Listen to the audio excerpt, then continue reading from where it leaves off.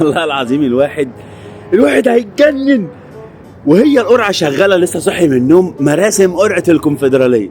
بص، الطبيعي الزمالك تصنيف اول، التصنيف الثالث فيه فرقتين بس. لو حد معاك في التصنيف الاول خدهم، تاخد انت 2 من التصنيف الرابع، تبقى فرقتك كلها رابع تقريبا. يعني تقع مع الطوبة الكيني، الحصوة الصومالي، السرنجة السوداني، كده تبقى مجموعتك تكسب 6 في 7.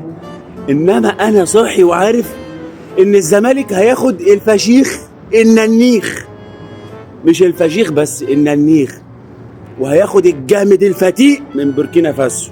وكايزر تشيفز اللي واصل بقاله 3 سنين ولا مش عارف، كان في نهائي افريقيا، واللي فتوة زامبيا هيقع. انا عارف، ولو مش عارف ده يبقى انا مش زملكاوي. ولذلك واخد المجموعه المصري، كايزر تشيف، زيسكو يونايتد، الزامبي.